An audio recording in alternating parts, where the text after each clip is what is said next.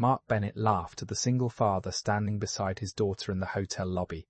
He had no idea that without that man there would be no wedding at all. Leo Warren had driven 4 hours to be there. His pickup truck, a faded blue Ford with 200,000 miles on it, sat in the far corner of the Ashford Grounds valet lot. An attendant had parked it. Not kindly. Leo carried his garment bag in one hand and held his daughter's hand with the other. Emma was 7 years old. When she looked up at the chandeliers, her eyes went wide.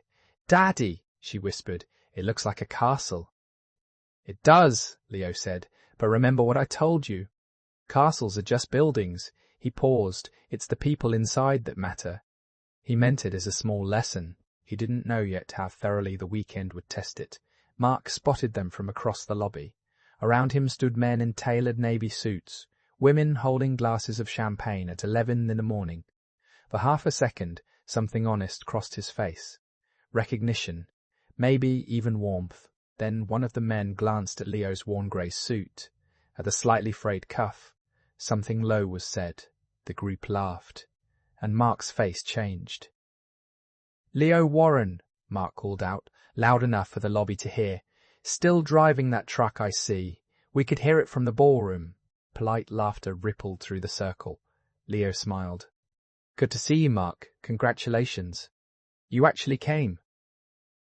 Mark crossed the marble floor with champagne in hand.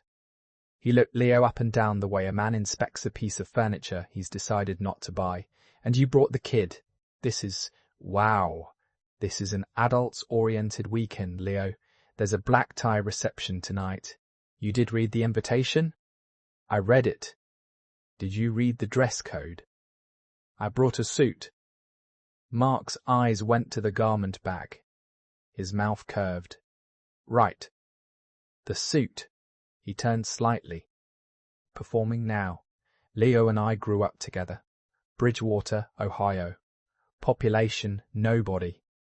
He's proof you can take the man out of the small town, but—" He gestured vaguely at Leo's shoes. He didn't finish the sentence. He didn't need to. The laughter finished it for him. Emma's hand tightened in her father's. Leo's expression didn't move. He had a quiet face, the kind people mistook for slowness. Grey-flecked hair he'd had since 34, the year his wife died. He just stood there, calm as still water, until the laughter faded into something more uncomfortable than what it had mocked.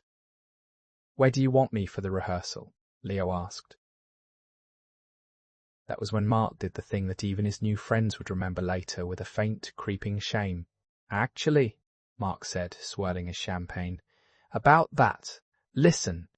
Derek's going to stand up as best man. Derek Lang. You'll meet him. He's a managing partner at Holloway Capital. He knows everyone in that room tomorrow.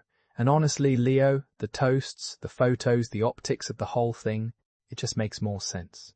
He paused. "You understand, it's not personal. It's presentation." The lobby had gone quiet. Leo looked at his oldest friend for a long moment. 29 years of history sat between them. Bicycles and broken arms, a shared bedroom wall, a funeral when Mark had been the only one who knew what to say. All of it weighed against a word like optics. "Okay," Leo said. That was all. "Okay." He picked up the garment bag he'd set down and took Emma's hand and walked to the front desk to check in. Behind him, the wedding party returned to its champagne. Someone said, not quietly enough, who invited the help. In the elevator, Emma looked up at her father with wet eyes she was trying to be brave about. "Why were they being mean to you?" Leo crouched down so they were eye to eye, the way he always did for the important things. "Some people," he said carefully, "spend so much money trying to look big that they forget how to be big. You can't be angry at them. You can only feel a little sorry for them. Are we going home?" It was a fair question. Half of Leo wanted to say yes.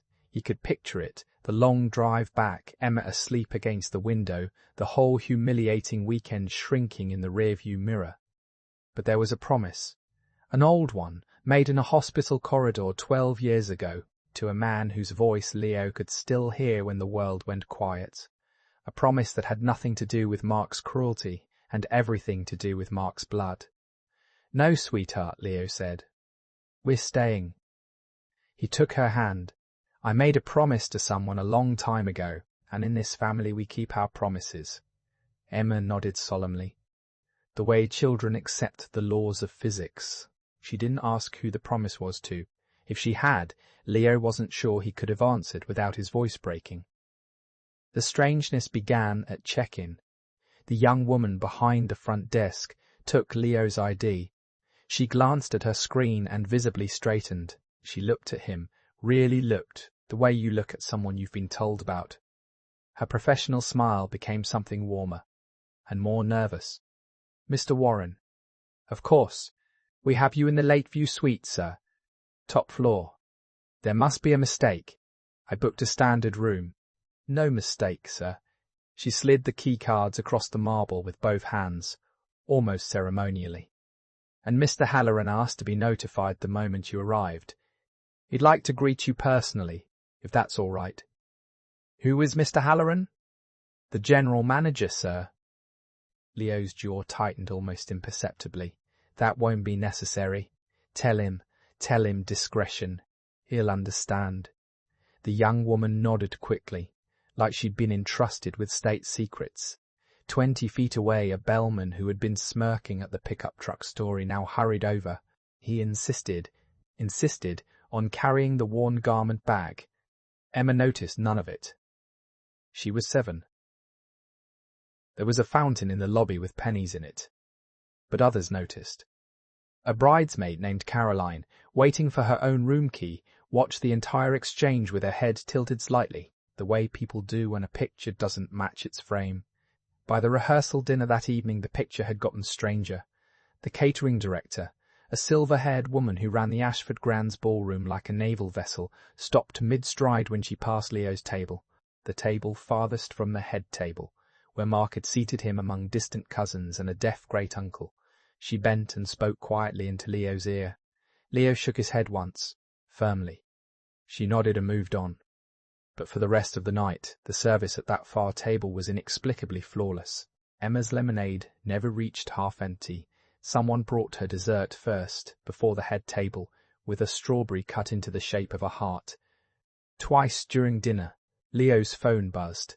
Twice he stepped out to the terrace to take the call, his voice low, his back to the glass. Caroline, the observant bridesmaid, watched him through the window. She saw him say something brief and decisive, the way men speak when they're used to being the final word.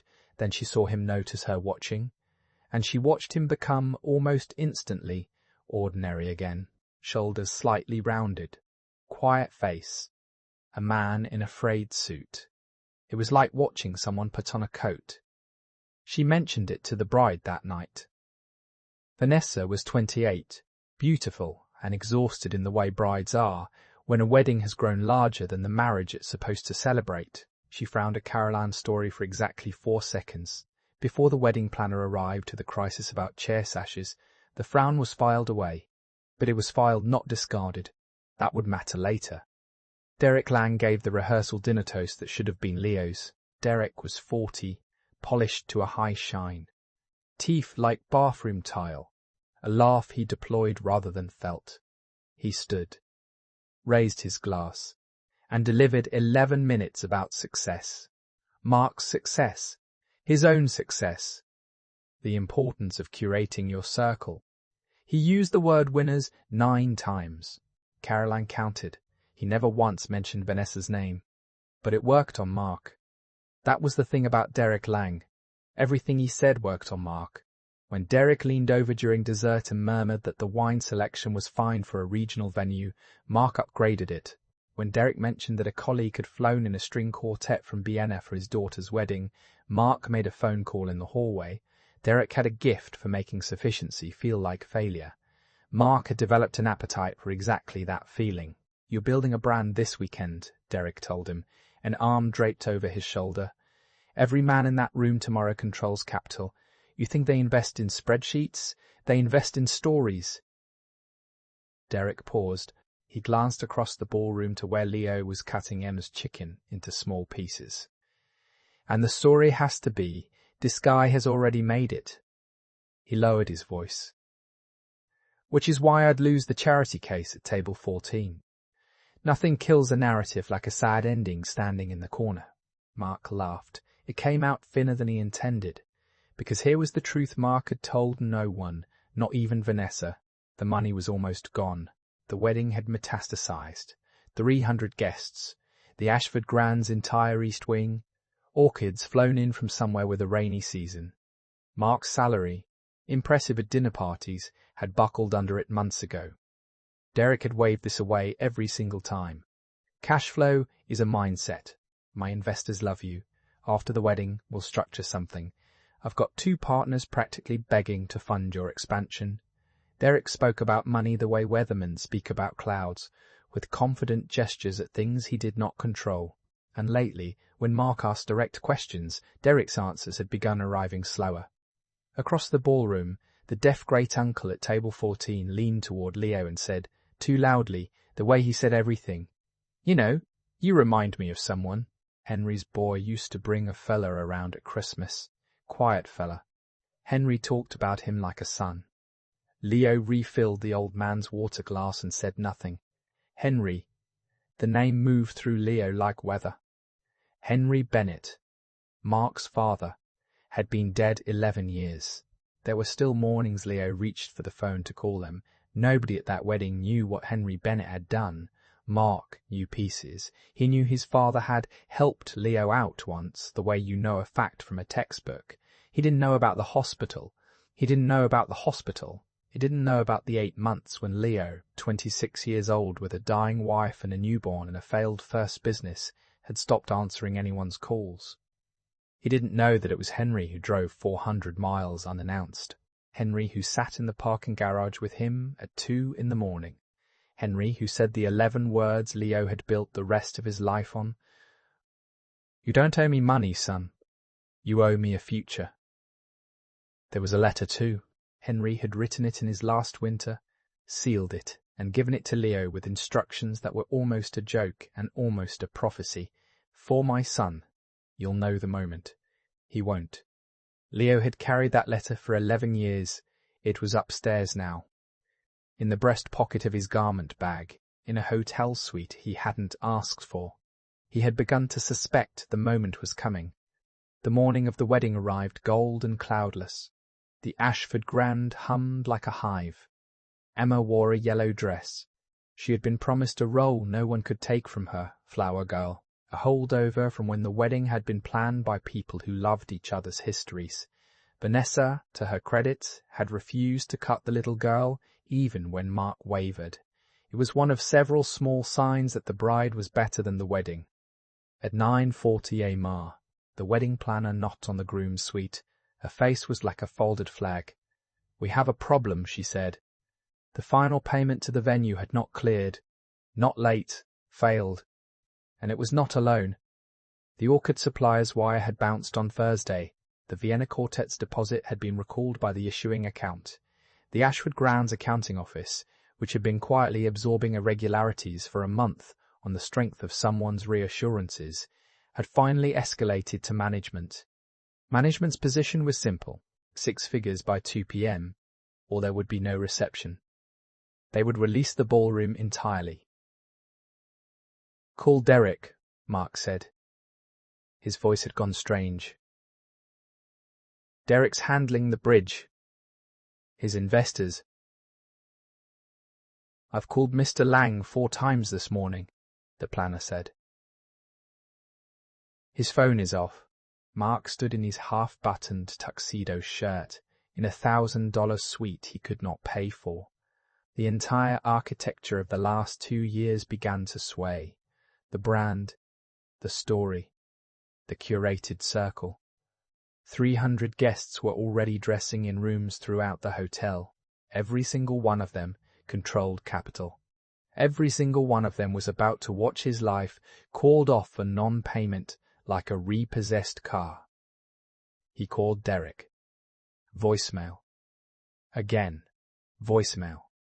He texted, "Call me now." He watchmail. He texted, "Call me now." He watched the message sit there, delivered and dead. Down the hall, Vanessa was getting the same news from Caroline, But Vanessa heard something else, a detail Dana had mentioned in passing and dismissed. The accounting office had been absorbing the bounced payments for a month on someone's reassurances. Whose reassurances? Venues did not float 6 figures on a groom's charm. Vanessa was a corporate attorney's daughter. She had inherited the instinct to pull threads. While Mark hyperventilated and dialed the dead phone, she walked, wedding dress half-laced, veil in hand, down to the business office on the mezzanine. She asked the frightened junior coordinator a series of very calm, very specific questions. The answers did not make sense, so she asked to see the file. And in the file, between invoices and floor plans, she found a photograph. It was old, printed. The kind of photo from before phones. It showed 2 men on a fishing dock laughing, one with his arm around the other. The younger man was unmistakably a college-aged Leo Warren. The older man, grey-haired, broad, mid-laugh, was someone Vanessa had only ever seen in frames at her future mother-in-law's house. Henry Bennett. Stapled to the photograph was a single sheet of Ashford Grand letterhead. A memo dated 5 weeks ago, addressed to the general manager. Vanessa read it twice. Her hands had begun, very slightly, to shake. She read it a 3rd time, looked up at the coordinator. "Who," she said quietly, "is Leo Warren?" The memo was 3 sentences long, and it dismantled everything Vanessa thought she knew about the weekend. Per our agreement with Mr. L. Warren, all outstanding balances on the Bennett Cull wedding account are to be settled directly through Warren's office upon his authorization. Mr. Warren has requested total confidentiality. Under no circumstances is his involvement to be disclosed to the wedding party. Below it, a signature, and a name typed beneath the signature.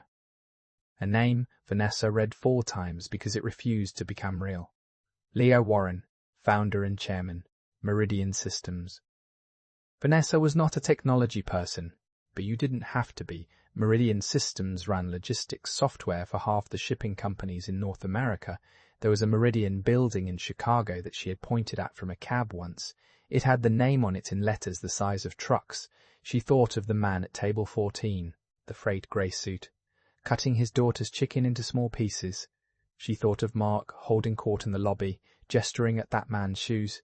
"He told us not to say anything," the junior coordinator whispered, miserable. But the balance got so big this morning it triggered a corporate review, and the deadline went out automatically, and Mr. Warren is in the chapel garden with his daughter, and nobody can decide who's allowed to interrupt him. Vanessa was already moving. She found him in the garden behind the chapel, in the same grey suit. He was kneeling in the grass, fixing the ribbon on Emma's flower basket with the total concentration of a man defusing a bomb. Emma practiced her walk down an imaginary aisle between 2 hedges. Mr. Warren. Leo looked up. He saw the half-laced dress, the veil crushed in her fist, the photograph in her other hand, and something in his space quietly surrendered. "You weren't supposed to find that," he said. "You paid for my wedding." Her voice cracked on the last word. "The man my fiancé humiliated in front of 100 people paid for the orchids he humiliated you next to." "Emma, sweetheart," Leo said gently, "go practice by the fountain for a minute." When she'd skipped out of earshot, he stood. Vanessa watched the transformation, the coat coming off, the rounded shoulders straightened. The quiet face stayed quiet, but the quietness changed registers. Came the stillness of a man who had sat at the head of many tables. "How much do you know?" he asked. "I know there's a photograph of you and Henry Bennett laughing on a dock. I know a man who drives a 20-year-old truck has been wiring 6 figures to a hotel for a groom who took his best man's spot away for optics." Her eyes were bright and furious. "What I don't know is why." So Leo told her, standing in the chapel garden 20 minutes before her wedding was scheduled to collapse. He told her about being 26 with a wife dying faster than the diagnosis promised, a newborn, a bankrupt first company. Her phone he'd stopped answering. He told her about Henry Bennett driving 400 miles uninvited, about the parking garage at 2 in the morning, about a loan that no bank would have made. "Meridian exists because of that loan," Leo said. "Emma's college fund, the house, all of it. exists because one man decided I was worth 400 miles. He paused. He asked me for one thing before he died. He asked me to look after Mark. Leo glanced toward the hotel. Not Mark's money. Henry knew the difference. Mark. 300 guests were dressing for a ceremony that was financially dead. I promised, the wedding spent past what Mark had 8 months ago. I'd hoped he'd come to me. He went to Derek Lang instead. So I paid the invoices quietly and waited for my friend to come back. Why quietly? Vanessa whispered. Why let him laugh at you? Because a gift with an audience is a transaction, Leo said. Henry taught me that too. He paused. And because if Mark knew, he'd never learn what Derek is. Some lessons he can't be told, but they can be lived. He looked at her steadily. Derek Lang was always going to collapse. I just made sure that when he did, Mark's life wasn't standing under him. Vanessa stared at him. Somewhere inside the hotel, a string quartet from Vienna was tuning instruments it hadn't been paid for. The 2 p.m. deadline, she said. The corporate review was resolved 40 minutes ago, Leo said. I took the call during breakfast. The ballroom is yours. The vendors are paid. He looked at her steadily. The only thing still broken at this wedding is the pass I can't write a check for. He paused. He was a good man once, Vanessa. I've known him since he was 9. The man who laughed in that lobby is a costume Derek Lang sold him. His voice was quiet, certain. You're about to marry one of them. I'd want to know which one too. Vanessa looked down at the photograph in her hand, Henry's arm around young Leo. Both of them mid-laugh. The dock. The water. A whole vanished world of men who measured each other by something other than wristwatches. There's a letter, she said. It wasn't a question. The coordinator had mentioned a sealed envelope in the file notes. Hold for LW. There's a letter, Leo agreed. And I think today might finally be the day I was holding it for. He didn't get to choose the moment. The moment chose itself, the way they do, because at 1:50 p.m. with guests filing into the chapel and the crisis officially, quietly resolved, Derek Lang reappeared. He came through the lobby with his tile-white smile already deployed, phone pressed to his ear in a performance of importance, and found Mark waiting for him by the fountain. Mark had a face like a man who had aged a decade since breakfast. Mark had spent 4 hours in freefall. He had called banks. He had drafted, then deleted, a speech to 300 guests. And then, at 1:15, Dana, the wedding planner, had told him with visible confusion that the balance was suddenly, completely, mysteriously paid, and had been being paid for months, by a guarantor whose name she was not authorized to share. Derek. Mark's voice carried across the marble. Where were you? Putting out fires, my friend. The investors. There are no investors. Mark said it flatly. The lobby, filling with late-arriving guests in silken linen, began to go quiet. I called Holloway Capital this morning. The actual switchboard. You're not a managing partner, Derek. You're not any partner.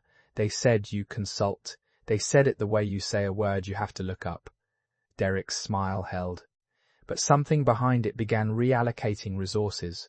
Mark, buddy, optics. Not here. You told me the wedding would pay for itself. You told me your people would cover the bridge. I'm leveraged to my eyes because every time I said enough, you said winners don't say enough. Mark's voice cracked down the middle. So who paid, Derek? Somebody wired the Ashford Grand more money than I make in 2 years. Was it you?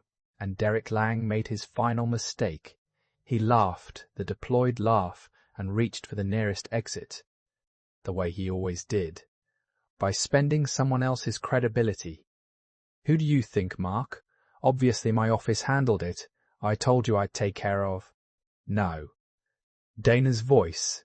The wedding planner had been standing 10 feet away, holding a clipboard. 3 weeks of sleeplessness had arrived at their absolute end. She stepped forward. 300 guests' worth of attention came with her. No, Mr. Lang, your office has never wired this hotel $1. I have watched this man. She didn't point at Derek. She pointed through him. At the truth. I have watched this man promise funds for 5 months while every payment under his name failed. She paused. The reason there is a wedding today, the reason there were orchids and a quartet and a ballroom at all, is that every single major invoice on this account, the venue, the vendors, all of it, for months, was quietly paid by Mr. Leo Warren. The lobby did not gasp. It did something stranger. It went perfectly silent. 300 people simultaneously rearranging a story in their heads. Mark turned, slowly, the way you turn in dreams. Leo stood at the edge of the crowd, with Emma's hand in his, in the grey suit with the frayed cuff, exactly where he had stood 2 days ago when the laughing started. That's not, Mark's voice failed and restarted. Leo doesn't have, he drives a, Leo, tell them, you can't have. Mr. Warren, Dana said quietly, is the founder and chairman of Meridian Systems. Someone in the crowd, a man in navy who controlled capital, said Meridian. The way people say the name of a mountain. The silence broke into 100 whispers. Mark Bennett stood in the centre of them, in the middle of the marble lobby where he had inspected his oldest friend's shoes, understanding everything at once. The sweet upgrade, the respectful staff, the phone calls on the terrace, the man he had demoted for presentation had been carrying the entire wedding on his back the whole time, silently, while being laughed at, while his daughter watched. Derek began to talk. It was remarkable in its way, the smile rebooting, the pivot beginning. Well, of course, we all suspected Leo was more than he appeared. I always said, and it died in the open air, because no one was looking at him anymore. The crowd had performed the quiet arithmetic that crowds perform, and Derek Lang had come out a rounding error. He left before the ceremony. No one saw him go. That was the cruelest part for a man like Derek, the most fitting, not an exposure, but an evaporation. Mark crossed the lobby. The crowd let him through. He stopped in front of Leo and discovered he could not speak. And so it was Emma, 7 years old in her yellow dress, who broke the silence. The way children do, with the only question that mattered. Are you still mad at my daddy? Mark looked down at her, then at Leo. 29 years of history sat between them, and on top of it now, this. Why? Mark managed. After what in front of everyone, why? Leo reached into his breast pocket. He took out an envelope gone soft at the corners from 11 years of carrying. Henry's handwriting on the front had faded to the colour of weak tea. For my son, your father asked me to hold this, Leo said, until you needed it. He paused. I think you need it. Mark's hand shook so badly that Vanessa, standing at the chapel doors now, fully laced, watching her groom break open, almost came to help. The letter was 1 page. The lobby waited while a grown man read in front of 300 people. Nobody made a sound. Mark, if you're reading this, Leo decided it was time, and Leo's judgment about time is better than mine ever was, so listen to me. There will come a day when you're surrounded by people who applaud you, and you won't be able to find one who would carry you. On that day, look for the quietest man in the room. If Leo Warren is still standing beside you after all these years, never mistake his quietness for weakness. He is the kind of man who shows up when everyone else leaves. I know, because once, a long time ago, I showed up for him, and I have watched him spend every year since paying it back to a world that never asked. I could not buy you a friend like that with everything I earned in my life. Don't you spend one. Dad Mark read it twice. When he looked up, the costume was gone. The brand. The story. The curated circle. Underneath it was a 9-year-old from Bridgewater, Ohio, crying in a tuxedo in front of everyone he had wanted to impress, and no longer caring. I took it away from you, he said, standing up with me. It was yours. It was always, ask me again, Leo said. Mark stared at him. Ask me again, Leo repeated, properly this time. And so at 2:20 p.m. Properly this time. And so at 2:20 p.m., 20 minutes late, in front of 300 witnesses, Mark Bennett asked Leo Warren to be his best man, and Leo said what he had always been going to say, what he had driven 4 hours and absorbed 2 days of laughter still intending to say, because of a parking garage and 400 miles and 11 words. Okay, the wedding was beautiful, not because of the orchids, though the orchids were there, not because of the quartet, though it played. It was beautiful because the groom cried through his vows and meant them, because the bride had chosen, in the chapel garden, which man she believed her fiancé really was, and he had spent the afternoon proving her right. Emma scattered her petals with devastating seriousness. The best man's toast was 90 seconds long. It contained no mention of success. It ended with a raised glass, to Henry Bennett, who is the reason everyone in this room is here, whether you know it or not. The men who controlled capital drank to a name they didn't know, a few of them later quietly asked, and went home with the story. It turned out Derek had been right about one thing. People do invest in stories. He had simply never understood which kind. It was nearly midnight when Mark found them in the parking lot. The reception was still glowing behind the Ashford Grand's windows, gold light and music spilling out across the dark lawn.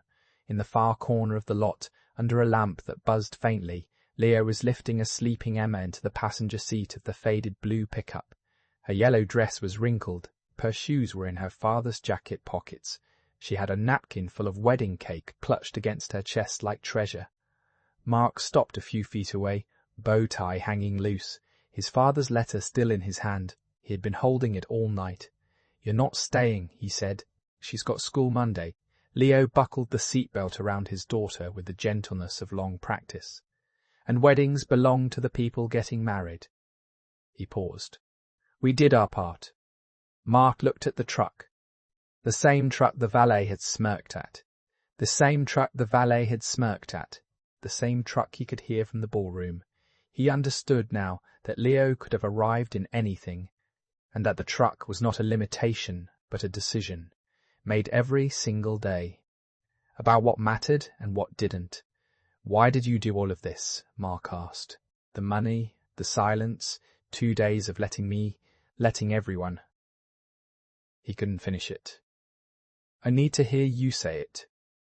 Leo closed the passenger door softly. He stood for a moment with his hand on the roof of the truck. 12 years ago I was nothing, he said. Worse than nothing. I was a man who'd given up, with a baby I didn't know how to raise alone. He paused. "Your father drove 400 miles to sit with me in a parking garage because he heard something in my voice on an answering machine. His voice was steady, clear. He saved my life, Mark, not my business. My life, and the only payment he ever asked for was you." He looked at his friend across the lamplight. "I paid for the wedding because of your father. What happens next is up to you." He walked around to the driver's side. Climbed in. The old engine turned over on the second try. Loud and unashamed. Mark stepped closer. "Leo, the money. I'll pay it back. Every dollar. However long it takes." Leo looked at him through the open window, and for the first time all weekend he smiled the way he used to smile in Bridgewater, Ohio, when they were 9. "You don't owe me money, son," he said. "You owe me a future." Then the blue pickup pulled out of the Ashford Grand's lot, onto the dark highway. A sleeping little girl curled against the window, a napkin of cake in her lap, taillights shrinking, 2 red sparks, then nothing. Mark Bennett stood alone in the parking lot for a long time. Behind him the music played on. Above him the lamp buzzed. In his hand his father's letter had gone soft at the edges. The way paper does when it's been held all night by someone who finally understands what it says. He read the last line one more time. "I could not buy you a friend like that with everything I earned in my life. Don't you spend one." Then he folded it carefully, put it in his breast pocket, over his heart, where it would stay, and walked back inside to his wife. On the highway, Emma stirred without waking. Leo Warren drove home through the dark, a quiet man in an old truck, carrying nothing he hadn't arrived with, leaving behind everything that mattered.